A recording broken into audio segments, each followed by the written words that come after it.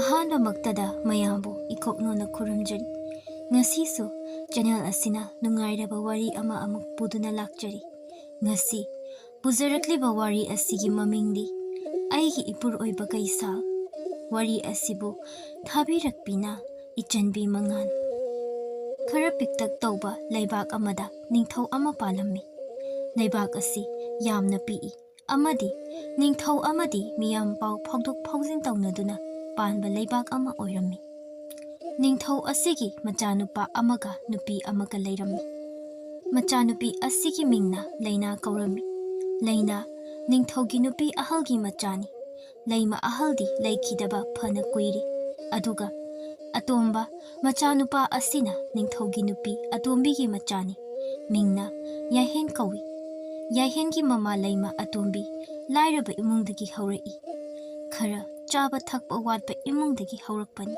ꯑꯗꯨꯕꯨ ꯍꯧꯖꯤꯛꯇꯤ ꯃꯈꯣꯏꯒꯤ ꯆꯥꯅꯕ ꯋꯥꯠꯇꯦ꯫ ꯃꯔꯝ ꯑꯁꯤꯅ ꯑꯋꯥꯕ ꯀꯔꯤꯅꯣ ꯀꯥꯎꯈꯤꯕ ꯀꯨꯏꯔꯦ꯫ ꯈꯔ ꯑꯗꯨꯛ ꯅꯥꯄꯜ ꯆꯥꯎꯕ ꯃꯤ ꯍꯥꯏꯗꯨꯅꯤ꯫ ꯀꯣꯅꯨꯡꯒꯤ ꯑꯔꯪ ꯑꯔꯥꯛ ꯃꯌꯥꯝꯁꯤ ꯎꯕꯗꯒꯤ ꯃꯁꯥꯒꯤ ꯍꯧꯔꯛꯐꯝ ꯀꯥꯎꯈ꯭ꯔꯦ꯫ ꯃꯈꯣꯏ ꯑꯅꯤ ꯆꯪꯗꯨꯅ ꯅꯤꯡꯊꯧꯒꯤ ꯃꯆꯥꯅꯨꯄꯤ ꯔꯥꯖꯀꯨꯃꯥꯔꯤ ꯂꯩꯅꯥꯕꯨ ꯌꯥꯝꯅ ꯑꯣꯠꯂꯝꯃꯤ꯫ ꯃꯈꯣꯏ ꯃꯃꯥ ꯃꯆꯥ ꯑꯅꯤꯅ ꯔꯥꯖꯀꯨꯃꯥꯔꯤ ꯂꯩꯅꯥꯕꯨ ꯀꯣꯅꯨꯡ ꯑꯁꯤꯗꯒꯤ ꯇꯥꯟꯊꯣꯛꯂꯒ ꯃꯈꯣꯏ ꯈꯛꯇ ꯅꯨꯡꯉꯥꯏꯅ ꯅꯤꯡꯇꯝꯅ ꯄꯥꯟꯕ ꯑꯗꯨ ꯄꯥꯝꯃꯤ꯫ ꯑꯗꯨꯕꯨ ꯂꯩꯅꯥ ꯇꯥꯟꯊꯣꯛꯄ ꯍꯥꯏꯕꯁꯤ ꯑꯔꯨꯕ ꯊꯕꯛ ꯑꯃꯅꯤ꯫ ꯔꯥꯖꯀꯨꯃꯥꯔꯤ ꯑꯃꯕꯨ ꯀꯔꯝꯅ ꯍꯦꯛꯇ ꯀꯣꯅꯨꯡꯗꯒꯤ ꯇꯥꯟꯊꯣꯛꯀꯅꯤ? ꯃꯗꯨ ꯑꯋꯥꯕ ꯑꯣꯏꯅꯤ ꯈꯟꯗꯨꯅ ꯃꯈꯣꯏ ꯑꯅꯤꯅ ꯂꯩꯅꯥꯕꯨ ꯌꯥꯝꯅ ꯊꯤꯅ ꯑꯣꯠꯄ ꯌꯥꯕ ꯑꯣꯠꯂꯒ ꯃꯁꯥꯅ ꯈꯪꯅ ꯀꯣꯅꯨꯡ ꯑꯁꯤꯗꯒꯤ ꯆꯠꯍꯟꯈꯤꯕ ꯑꯗꯨ ꯄꯥꯝꯃꯤ꯫ ꯀꯣꯅꯨꯡ ꯑꯁꯤꯒ ꯃꯍꯥꯛꯀ ꯃꯔꯤ ꯁꯨꯡꯁꯝ ꯁꯝꯅꯈꯤꯗꯕ ꯑꯗꯨ ꯄꯥꯝꯂꯤ꯫ ꯑꯗꯨꯕꯨ ꯂꯩꯅꯥ ꯑꯈꯥꯡ ꯀꯟꯕꯤꯅꯤ꯫ ꯃꯃꯥꯇꯣꯟꯅ ꯈꯜꯂꯤꯕ ꯋꯥꯈꯜ ꯑꯗꯨ ꯃꯥꯅ ꯅꯣꯡꯃꯇ ꯍꯦꯟꯅ ꯈꯟꯖꯤꯟꯗꯦ꯫ ꯐꯍꯟꯅꯤꯡꯗꯨꯅ ꯉꯥꯡꯂꯤꯕꯅꯤ ꯍꯥꯏꯅ ꯃꯥꯒꯤ ꯋꯥꯈꯜꯗ ꯑꯗꯨꯃꯛ ꯈꯜꯂꯤ꯫ ꯄꯨꯝꯅꯃꯛ ꯈꯪꯕ ꯀꯣꯅꯨꯡꯒꯤ ꯊꯕꯛ ꯁꯨꯕꯤ ꯃꯈꯩꯅ ꯃꯈꯣꯏ ꯃꯁꯦꯟ ꯋꯥꯔꯤ ꯈꯔ ꯈꯔ ꯁꯥꯟꯅꯕꯗ ꯌꯥꯎꯏ꯫ ꯅꯤꯡꯊꯧ ꯑꯁꯤꯁꯨ ꯊꯕꯛ ꯆꯤꯟꯃꯟꯕꯅ ꯃꯆꯥ ꯑꯃꯗꯤ ꯃꯍꯥꯛꯀꯤ ꯅꯨꯄꯤꯕꯨ ꯌꯦꯡꯁꯤꯟꯕꯒꯤ ꯆꯥꯡ ꯑꯁꯤ ꯌꯥꯝꯅ ꯋꯥꯠꯂꯤ꯫ ꯆꯥꯛ ꯏꯁꯤꯡ ꯆꯥꯕ ꯃꯇꯝꯅꯤ ꯑꯌꯨꯛꯀꯤ꯫ ꯅꯤꯡꯊꯧ ꯑꯃꯗꯤ ꯂꯩꯃ ꯆꯥꯛ ꯄꯨꯟꯅ ꯆꯥꯈꯤꯗꯕ ꯀꯨꯏꯔꯦ꯫ ꯅꯤꯡꯊꯧꯅ ꯃꯊꯧ ꯆꯤꯟꯕꯅꯤ ꯃꯥꯒꯤ ꯃꯅꯥꯏꯅ ꯈꯔ ꯄꯨꯔꯒ ꯆꯠꯈꯤꯒꯅꯤ꯫ ꯃꯁꯤꯗꯒꯤ ꯂꯝꯗ ꯃꯕꯨꯛ ꯊꯟꯅꯕ ꯑꯗꯨꯃꯛ ꯆꯥꯈꯤꯒꯅꯤ꯫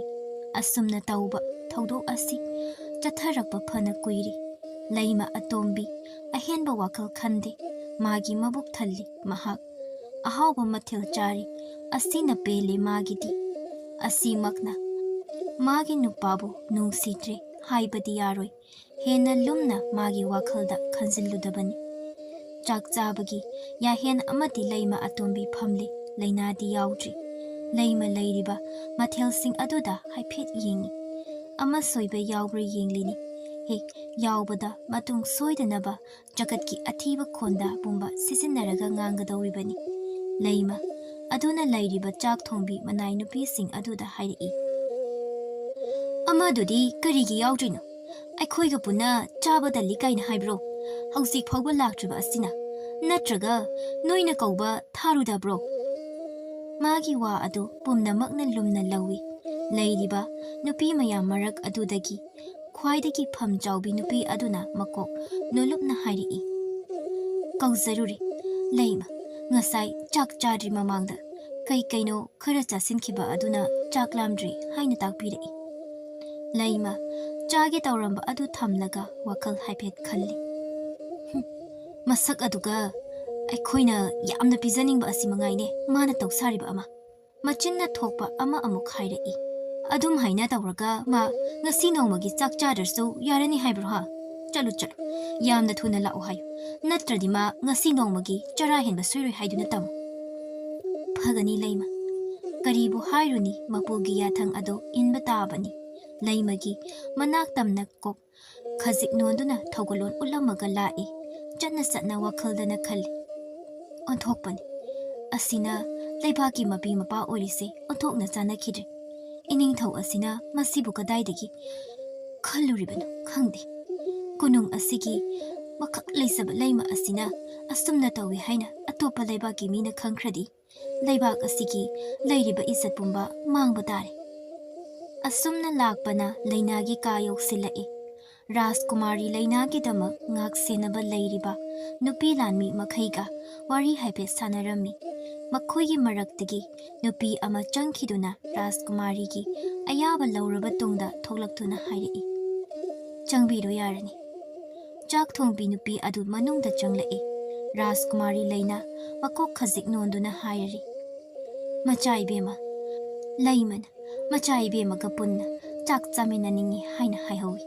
Ngaiduna lehori macha ibemabu kaurju haiduna ai lakjabani. Lainana khomlai. Nahan makai atumak chariba adudi ngasidi ai chaningba phawdre haina amukta haibiko. Nupi adu lainana hairakpa wadu karimata haiba ngamdri amukka hanna phazabi londada hairi. Laima kari aruba wafambu laibira khangdi yamna thuna lahanbiyu haina takpirai. Yaragadi amukta laimagi nakta chatpiyu. Aina chaningdri hai. Phana aruba wafam oiradi aibu soidana magi kada kaurakani.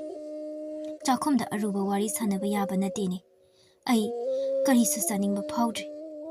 Ima khoi hauna chabiyu haina hairi itambiyu. Ka henna taksinbasu magi aphaba nate. Makok khasik nolamduna thoglai. Aduga chakhom lomda amuk lai. Chakhomda yauraba matungda laimada amuk pautami. Macha ibema karisu chaningba phawdri. Hauna chabiyu haina takpirai laima. Aina mi tharaka kauhallaba asi phawba laktrabanine. Onthoknasu usitihi. Mana sumaina taurise aibu mana mamani haina khanba ngamdabagi natro. Mama asengba aduna kauradi nurok toirasu chatnine ma. Sauroi taubani yadi hekta sawalleba isi. Pumnamak ase masigi nupi asinani. Aine magi masakse udrakana wakhalse ingna leiba phangadaba male. Asi hairaga hawgatuna thokri. Laima ngangbodu lepti lainagi ka yaurakpa adu phawba hek ngangi. Khangidana nang aina haiba wa thausadaba saradana. Thongzinda leiramliba nupasing aduna makok nunduna thawgulon ulakpa adu hanna yenglamdana kada changlai. Aduga lainagi nakta leplaga hairari. Nangna aina haiba wase thawsadriba karigino ha. Aina lao hairadi kokla aga karino kanano hangba kaidauge. Lainadu phamlambadagi lepkhalai. Laimadi ngangba loidi makhatana ngangli. Aise namamakni haina khalladi aina haiba wa khuding nangna yafam thokpani. Nangna yadriba asinadi aise nangna karisu oidana khalli haiba natro. Laina tapna khomlai. Karisu laitaba wafam asigidama aduk yamna sawbiribadubu karigino ima. Imana chak chaba ado yeningdraduna tawbani. Imana chak chaba loiraga kaurakpa matamda nachana laabasu akaiba laiti. Mathau chinbi imani chak sabada yetladi chaba mapung pharoidra khanjabani.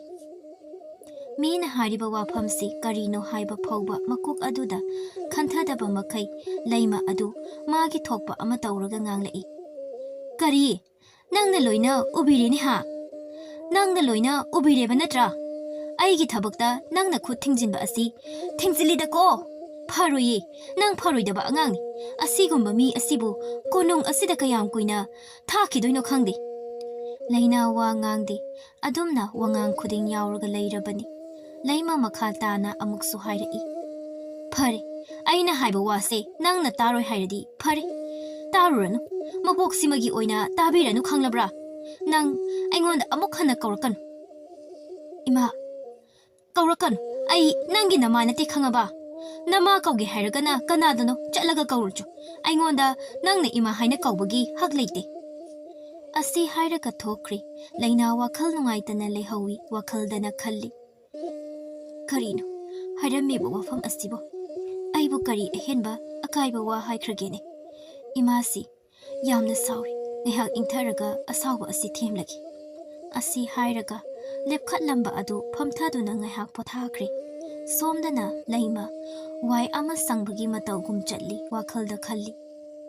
Wai hek sangi asina sukau kauruktrabadi onthokna nungaikhrani da aide. Kai kaino khara chasilukhige. Asi hairaga chakhomda changlai. Macha nupa ya hen mama bu ngai nang aina saba hauramle. Nangsu ay ngairam ba kaidawgi? Yahen na amuk khomlai. Aina imagi saru sokti ko imagi thopa adum chaw.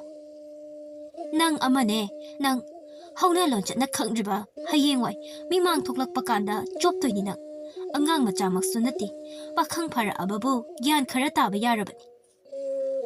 O chak tu charo lai masu chak adu chana ba hotnakri numidangi matamni ningthau ado topa laibakta thabak ama chatkani aduna magi nupi amadi macha singa amukta wari sana hoge haiduna makhoi pulap phamnaga wari sanari ningthauna aina handak chatkadoriba khongjat asidi khara koina changani adu kaisu thoina khudong thiningai oidi atopa laibaki lam khara yenthok ugadabani aduna nakhoi nungsa thigan phajana leiram mapagi wa adu pumnamak taraba tungda lainana hanglai pabong kari thabaki chatkadaba oibirabanu kaisu yamna luba natini adubu lai haibadi yaroi laimana amuk thuna hanglai iningthau chatpagi matamdi karam kanda taragi chatpagi matamse hayeng tari hayeng ayuk numit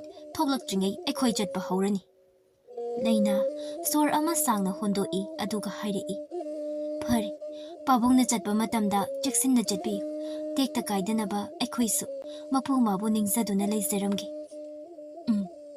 ipa yamna nungaina khongchat ase chatkanida ado ai hayeng chatlani ngasi numidang ase aikhoi punna chaklin charasi ai hakna thabak chilli haiduna nakhoibu yengsinba sungamdri nakhoigidama kari watli nungairibra haibasu hangdri taurisi wadu laimana phat launa thatlaga hairi karino makhoi pabong hayeng ayu nganta amuk chani adusu lamsang chatkadawriba asi chaba thakpak thuna loisilaga pothanaba tawbiru tumba chaba mapung phadradi hayeng lambi da hena warani chak chanaba tawrurasi hoi lao wari makhata na sanadana makhoi punna chakhumda lai ngasaidagi laina mamabu kaudri kaisu ahenba wakhaldi khalludi adubu mapada haining iba wa ama marak thatkiba aduna maramna haiba nang hodri cha ising charaba tungda makhoi luina pothana khri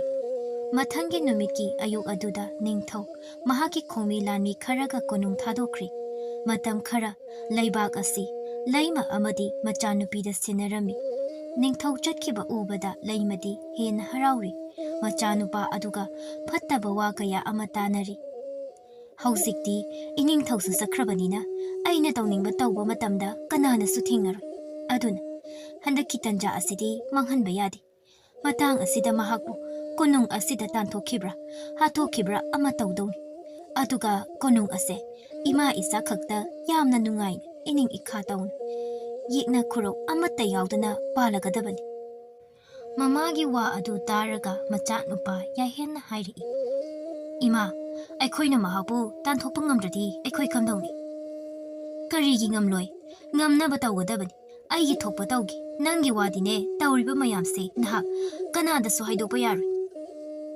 ado ima isedi khara lairaga mayum pankhrani ningthau phamsi aina dum oirani mana nupani haidana amuk talakani haibasu leitri aduga kaigi mabu konung asida asuk yamna thamningdriba asibo hai nangna khangba pot nate tuminna layu mana konung asida leiraga ningthau oina mahakna lengak nga aga leiragi hairadi kamdawni ibani magi makhada leiruidra ha adugi sumathakta mayum amuk pankhri khalu ningthau machani awong awon tamba matamda khasik kharak onge haiba yaba nati adu mayamdo konungki pukai asida mayeng tadoriba khanglabra nangi naralda mayeng tadoiba amuksu mayum palaga magi leibak saruk magi sanalupa saruk peyu kaina hairadi aikhoida mangzaroidra nangi ngaktani leibak ase nangi ngaktani kaidawzani ibuk thoki icha sunatti mama aduna kana oidana aina mabu yengsindawrigi magi thopa ama hingzani haina thadokpani adum hingliba asini aduna aina magi khanba yadi aigidi nang khakni aigi icha aduna lairiba mayamse sanamachet ama phawba kaithoktana nangi ngakta oigedawribani asumna mama laimana lainabu leiba ngamdanaba maongda ola ammi Lainasu wakhal yamna sokpa haidu oire mamagi matau asida. Mahaki wakhalda khanba aduga pura tayonari. Laimana amuk mi laitraba matamda ngangbada ehenba wangang sizinai. Thongna konung asi thadokduna chatkro haiba phauba hairi. Aine, nangi nasak ase ubaga isase kainoma hekta tawi. Aduna nangne aigi magda leirakanu yaradi. Wafam asi thadоклага kadaidano sigera changera nangi thopa ama chasakro. Aine, nangi nasak ase sungyeng hek ningde. Khut sagasi maring chalida hai aina amuka hanna hariba asini. Nasana khangna konung ase thadоклага chatkigadabani khanglabra. Aina nangaksam ado pairaga tandringai nang nasana khangna chachau hariba asini nang. Laimana lainada ngangbani lainadi upai leiti tuminna leiba nattana. Karigumba kanda penthokpa ngamdaba tanjada pena kapthopasu adumak yaudaba natte. Ima, aigi punsi asibu karamba maikaida humliba. Asigumba konung asida sana lupana leiting oi hinduk saruk nuksibana pukmai chunba charana masaba mafham aduna hendapai. Aibu mafham ase thadоклага chatlo hariro ima. Amuksu mathanta khanji. Babung lakpa phawbadangdi ngai khige. Mahak asi khanjarabasu ningthau lakdri amadi mama atombigi miot minaidi asum henjilai. Konati mahak khangbagi pangal leisilakdri. Leima atombina lainabu akanba wahaina chairi. Chati khro masak asi yengingdi haina hairasu tade atoma hek leisinba ngami. Mamai ase kadaidabu panbano khangde. Ai oirabadine nahana leibak asigi wangma phawba yauramlani.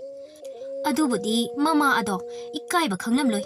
Asinani machanupi asida khoktana haizilib asi. Adugumba mama na popo machanabu kayam phadurino. Asigumba wahaisi lainagi thamoi sopini upai leitana kapna hairi. Ima kunung ase aigi ipagi kunungni. Ima na leima oirambani. Kunung asida aigi oiba hakari isu leitabra. Aise mafam asida ining ikha amna hingba phawba yadabra ima. Hai, ai adu ada amata khangdi nang mafam ase thadoaga chatkro.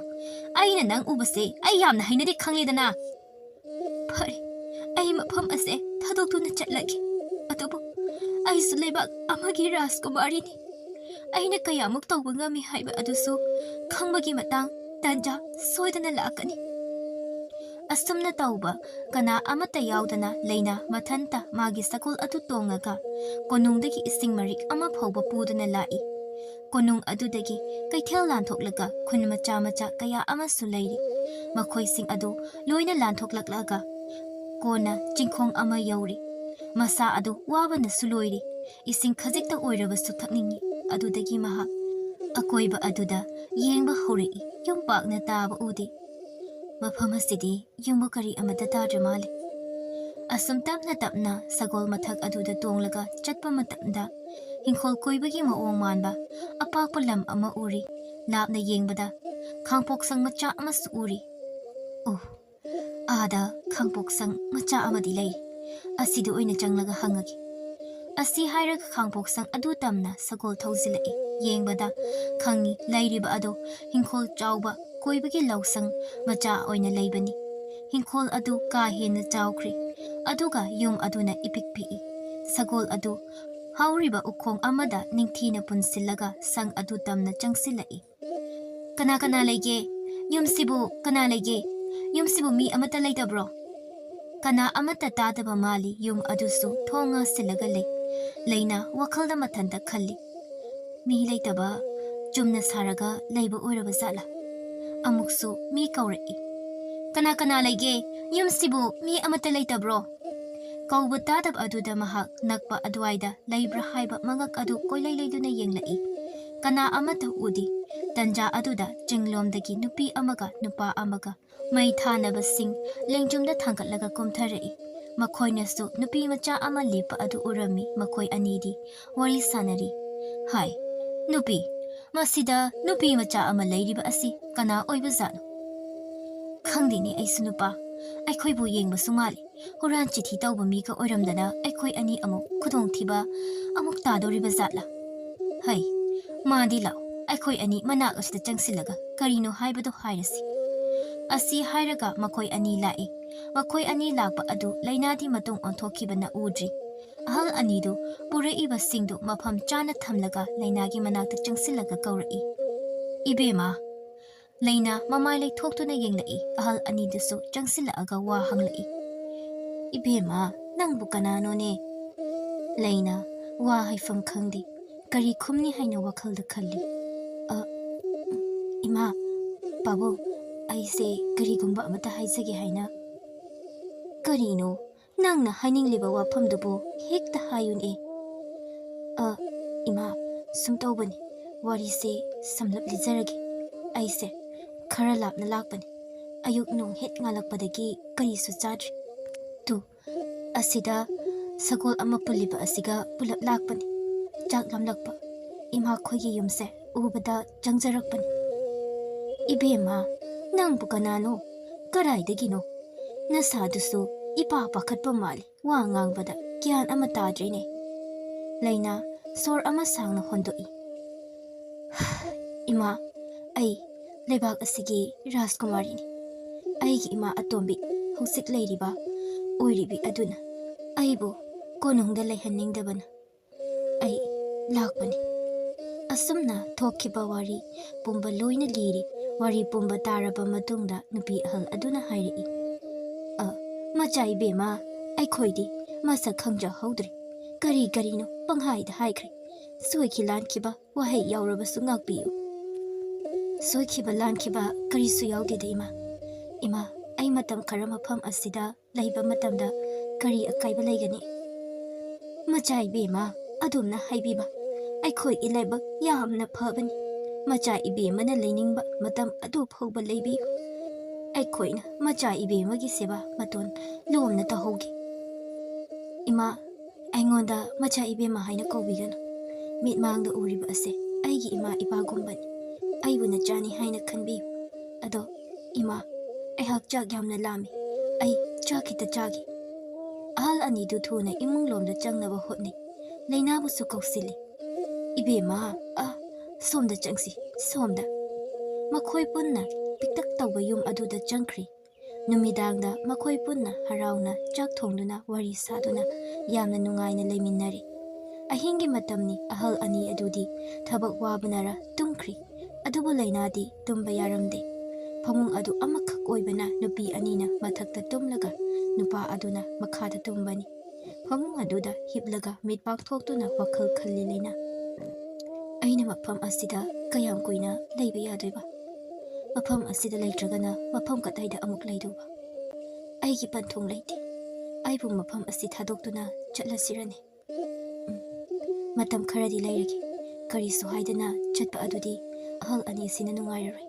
ꯑꯩ ꯆꯪꯖꯐꯝ ꯄꯤꯕꯤꯔꯤꯕ ꯃꯈꯣꯏꯒꯤ ꯃꯇꯦꯡ ꯈꯔꯁꯨ ꯑꯩꯅ ꯄꯥꯡꯐꯝꯗꯤ ꯊꯣꯛꯏ ꯑꯩ ꯃꯇꯝ ꯈꯔꯗꯤ ꯃꯐꯝ ꯑꯁꯤꯗ ꯂꯩꯔꯒꯦ ꯑꯁꯤ ꯍꯥꯏꯔꯒ ꯑꯍꯤꯡ ꯑꯗꯨꯃ ꯇꯨꯝꯊꯅꯕ ꯍꯣꯠꯅꯈ꯭ꯔꯤ ꯅꯣꯡꯉꯥꯜꯂꯤ ꯂꯩꯅꯥ ꯃꯤꯀꯞ ꯊꯣꯛꯂꯛꯄ ꯑꯗꯨ ꯌꯥꯝꯅ ꯉꯜꯂꯤ ꯑꯗꯨꯕꯨ ꯃꯍꯥꯛꯅ ꯅꯥꯛ ꯌꯦꯠꯇ ꯍꯥꯏꯐꯦꯠ ꯌꯦꯡꯂꯨꯕ ꯃꯇꯝꯗꯗꯤ ꯑꯍꯜ ꯑꯅꯤꯃꯛ ꯑꯃꯠꯇ ꯂꯩꯔꯝꯗ꯭ꯔꯤ ꯂꯩꯅꯥ ꯃꯃꯤꯠ ꯈꯪꯁꯤꯡ ꯁꯤꯡꯉꯤ ꯀꯗꯣꯝꯗ ꯆꯠꯈ꯭ꯔꯦ ꯑꯁꯤ ꯍꯥꯏꯔꯒ ꯃꯥꯁꯨ ꯍꯧꯒꯠꯂꯛꯇꯨꯅ ꯃꯄꯥꯜꯗ ꯊꯣꯛꯂꯛꯏ ꯈꯔ ꯊꯣꯛꯂꯛꯑꯒ ꯑꯀꯣꯏꯕ ꯑꯗꯨꯗ ꯌꯦꯡꯕ ꯃꯇꯝꯗꯗꯤ ꯑꯍꯜ ꯑꯅꯤꯗꯨ ꯄꯨꯜꯂꯒ ꯍꯤꯡꯈꯣꯜꯗ ꯊꯕꯛ ꯁꯨꯗꯨꯅ ꯂꯩꯔꯝꯃꯤ ꯂꯩꯅꯥ ꯃꯊꯟꯇ ꯅꯣꯛꯐꯦꯠ ꯇꯧꯈꯤ ꯊꯕꯛ ꯀꯌꯥꯗ ꯀꯜꯂꯤꯕꯅꯣ ꯑꯁꯨꯛ ꯑꯉꯟꯕ ꯑꯌꯨꯛꯁꯤꯗ ꯍꯧꯒꯠꯂꯒ ꯊꯕꯛ ꯁꯨꯔꯤꯕꯅꯤꯅꯦ ꯃꯍꯥꯛꯁꯨ ꯆꯪꯁꯤꯜꯂꯛꯏ ꯅꯨꯄꯤ ꯑꯗꯨꯅ ꯎꯔꯗꯨꯅ ꯊꯕꯛ ꯁꯨꯔꯝꯕ ꯈꯖꯤꯛ ꯂꯦꯞꯂꯒ ꯍꯥꯏꯔꯛꯏ ꯅꯍꯥꯛꯄꯨ ꯀꯔꯤ ꯇꯧꯕꯒꯤ ꯂꯥꯛꯏꯅꯣ ꯑꯥꯗ ꯑꯗꯨꯝ ꯂꯩꯕ ꯌꯥꯗ꯭ꯔꯣ ꯇꯨꯝꯕ ꯌꯥꯗꯕꯒꯤ ꯍꯧꯒꯠꯂꯛꯄꯅꯤ ꯏꯃꯥ ꯑꯩ ꯀꯩꯗꯧ ꯍꯥꯏꯕꯅꯣ ꯀꯩꯁꯨ ꯇꯧꯔꯅꯨ ꯅꯁꯥꯅ ꯏꯪꯍꯟꯒꯅꯨ